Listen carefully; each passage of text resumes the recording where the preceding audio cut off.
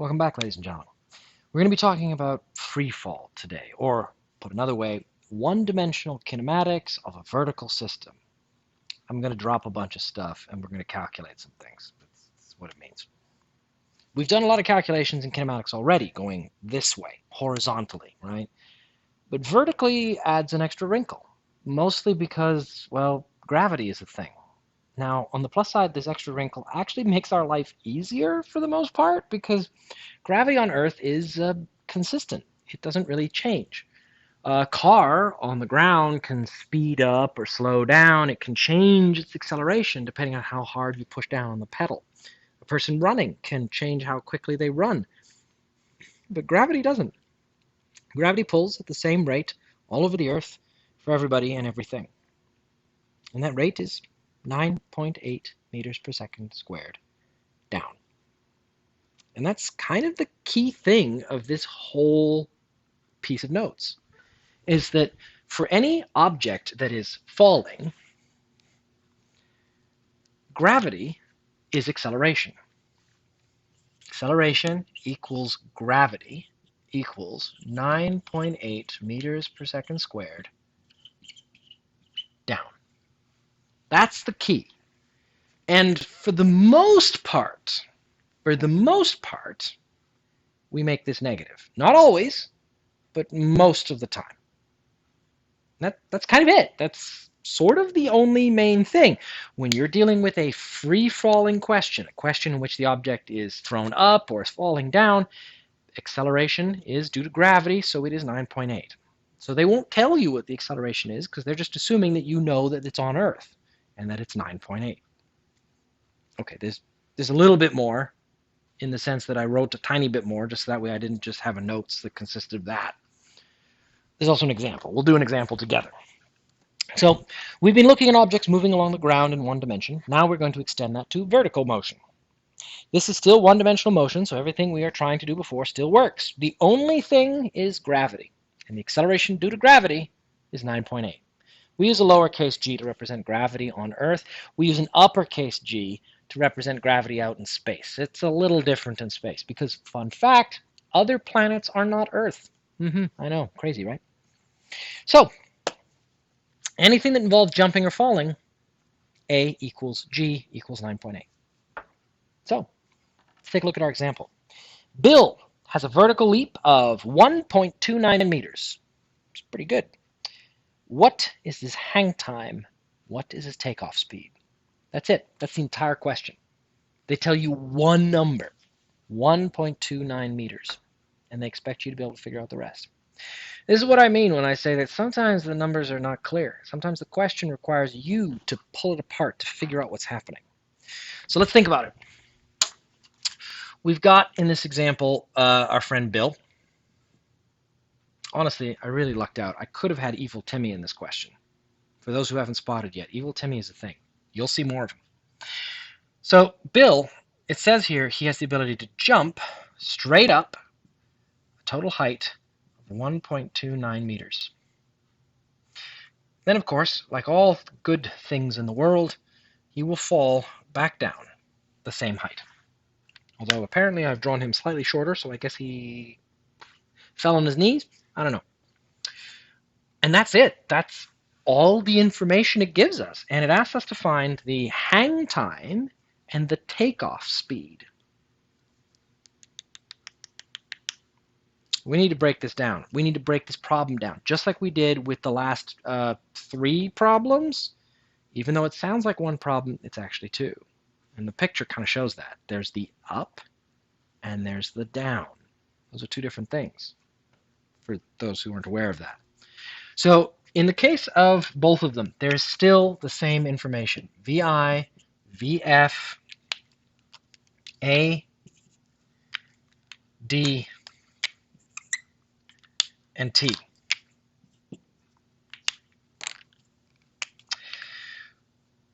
What do we know? Well, we know D, 1.29 meters.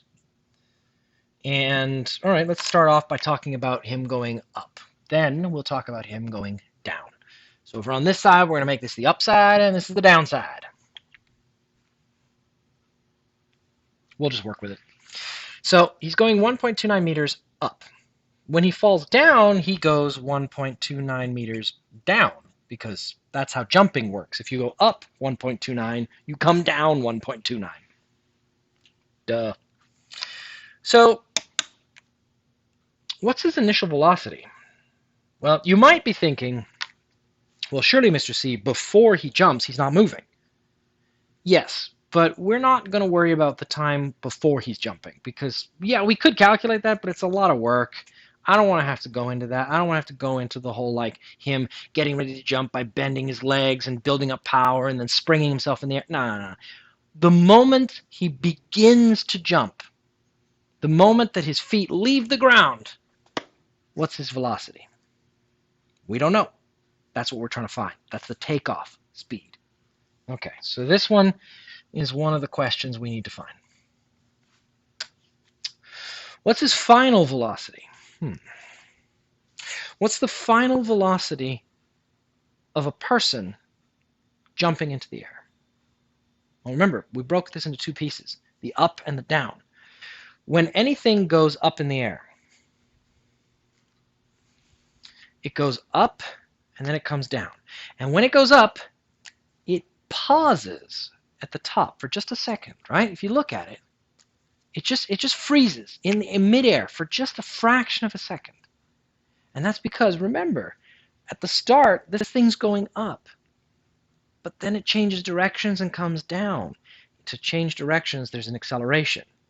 And in order to change directions, you have to remove all the velocity going one way and add velocity another way. So all the velocity I had going up has to go away. I have to go to 0. So this is 0. The time, I don't know the time. Heck, time I gotta find. Hang time, got time in the word. The acceleration, I do know the acceleration. It's a free fall question. It's a vertical question. He doesn't have a rocket pack. Nobody's carrying him. So acceleration equals to gravity equals 9.8 meters per second squared, and it's down, so we're going to make that negative. I could have made down positive. Could have, but I didn't. I made it negative. So look, 1, 2, 3. We could solve this. We know how to do this. But I did make a down part, so let's fill in the down part. What's his acceleration going downward? Well, it's the same. Gravity doesn't change just because I get to the top, right? If me jumping got to the top and suddenly gravity's like, well, no, too late. We've done it. He's got up there. He's finished. I guess he can just fly now. It's not how that works. Gravity stays the same the entire time. So this is also negative 9.8 meters per second squared. The time, don't know. Got to find it. The final velocity, don't know. The initial velocity, well, we know that. At the top of the jump, he isn't moving yet, right? That's that brief moment where you're hanging there before you turn around. So the initial velocity is going to be 0. Hey, look, 1, 2, 3. We can solve pieces. So this is all about that way of looking at the world, of breaking the problem down into the up and the down. Even though to the human eye, something going up and down just seems like one motion. It goes up, it comes down. It goes up, it comes down. We're breaking it into the up and the down as separate things because it allows us to solve it. We don't have to. We could keep it as all one motion, but by breaking it apart, it makes this easier, which is good. Generally, most people like things to be easier. They're weird, not physicists. So, let's actually solve some things. We've only just filled out some numbers. We haven't even solved any calculations yet. A lot of students will think, oh, physics is just math. Technically, no. Technically, this was the physics. Now we're going to do some math to get some answers, but the physics was the understanding of what was happening. The math is just the tool that we then use to develop more ideas. So, let's see. We need the initial velocity. We have Vf, A, and D. That's equation 4. Vf squared equals Vi squared plus 2AD. Vf is 0, so that makes that easy. Vi, don't know what that one is. 2 times negative 9.8 times positive 1.29. Gonna need a trusty calculator on this one.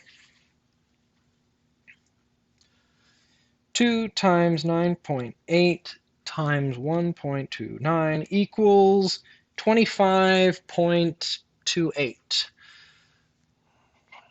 And it'll be negative because of the 9.8. So negative 25.28 plus VI squared equals 0. All right, well, now I'm going to have to move this over to the other side. If I do that, it becomes positive 25.28 equals VI squared. I'm going to square root both sides. As soon as I find the square root button, there it is. And I get that the initial velocity must have been 5.02 meters per second. Honestly, we can round that just to 5. 5 is fine. So his initial velocity was 5 meters per second. Which, again, reminder, meters are pretty big. So 5 meters per second. Oh, my meter stick is trapped. Here we go. 5 meters per second means 5 of these in that much time. That's a lot.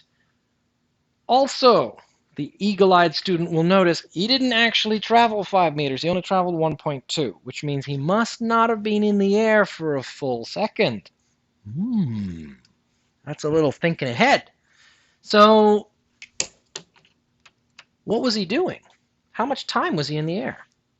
Well, we have all the terms, so pretty much any equation will work. Let's use the first equation or the second equation. They'd be fine.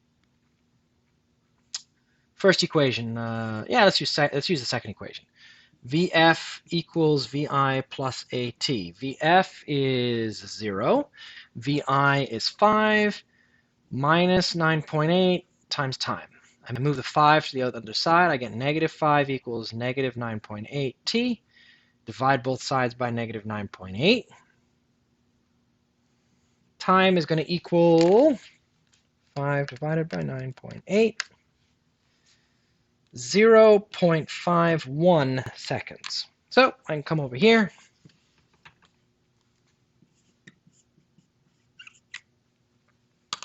.51 seconds. Okay, well, this is looking pretty good. I mean, we've got ourselves our takeoff speed. It's 5 meters per second, and he was in the air for just about half a second going up. So it seems like we're done, but we're not. We're almost done. But the question asked for hang time. And hang time isn't the time it takes to go up. It isn't the time it takes to go down. It's the time it takes to go up and down. It's the total time that you're in the air. So in order for us to get the hang time, we need to calculate the time for the down section. Curses. Well, on the plus side, it shouldn't be that hard.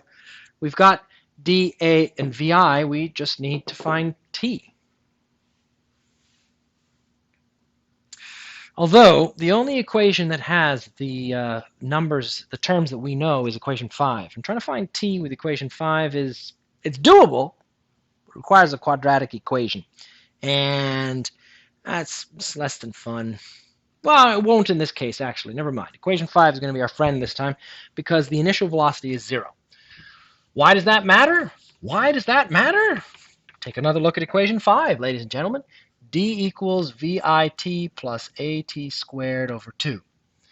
D is negative 1.29. VI is 0 because at the top of the arc, right, up here, we're not moving until we change direction. Equals minus 9.8 t squared over 2. So we move the 2 over by multiplication. Those cancel.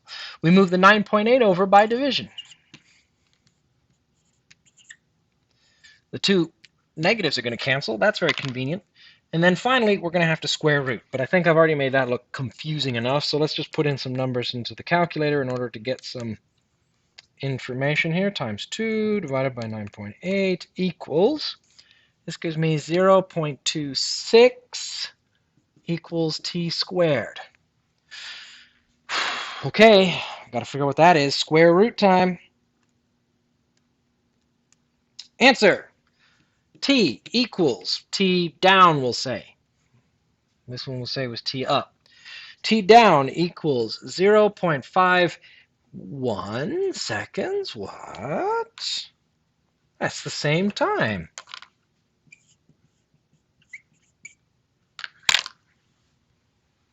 Why would it be the same?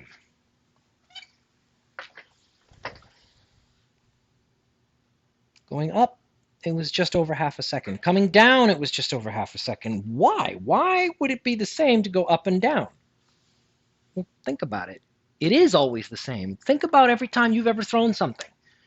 If it takes 1 second to come up, it takes 1 second to come down. Why? Because gravity is always the same. Gravity is always the same. I had enough time to go, in this case, 1.3 meters up. That means I have to fall 1.3 meters. Gravity only has that much distance to speed me up. So the times end up being the same, provided I go up and down the same distance, right? If I throw the pen from here and it goes up and then it falls all the way to the floor, I'm falling for longer than I was flying, falling down longer than I was going up. So I'm going to get a different number then. But since gravity is always the same, if I launch and land at the same height, same amount of time. There's one other unusual thing. Same amount of velocity, too. What? How, wait, what? What? What? Let's see. Right? Let's see. Don't take Mr. C's word for it. We plug it into the equation. We've got everything else. Let's get this VF out of here. Here, we'll use equation 2. Why not? It works well. We're looking for VF. VI, 0. Minus 9.8, and we're going to be up in the air for 0.51 seconds. I take my 9.8, my 5.1, and I times it, and I get velocity final equals 5.02 meters per second.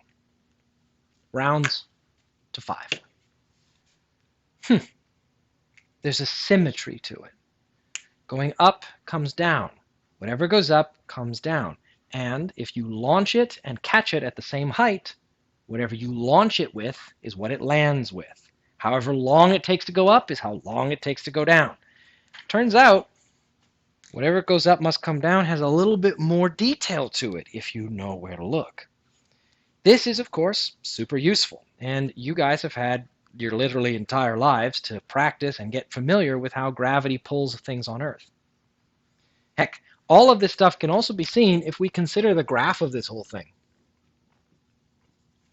Because the graph of this whole thing is that I start with some initial velocity, I go down to 0, that's me going up, and then I continue when I come down. And if the times are the same, the areas of these two sections of the graph are the same. And that makes sense. I go up and down the same amount of distance. Again, if it's a different distance, right? If I start here and I jump up and then I fall down to here, that's going to be different, right? If I keep going down to somewhere lower, then now things are different because I go up 1.29, but I come down maybe 4. Then it'll be different. But if it's the same, it'll be symmetric. So the total hang time for this question is going to be our 0.51 twice, 1.02. The launch velocity going, let's say, up is going to be plus 5 meters per second, and the velocity coming down is going to be 5 meters per second down. That's the key. Remember, there was a 9.8 here. I kind of forgot it. Bad job, Mr. C. You're supposed to make sure to include everything. Negative. And that's it. There you go. You now have seen vertical kinematics. There's not much to it. It's the same as all the stuff you've already done, except, it goes up and down, and A is equal to G is equal to 9.8. So at this point, you guys have the ability to continue with questions 16 to 20 on page 4 and 5. You also have the necessary information to be able to do page 6, page 7, page 8, and page 9. All of those will keep you busy for quite a while.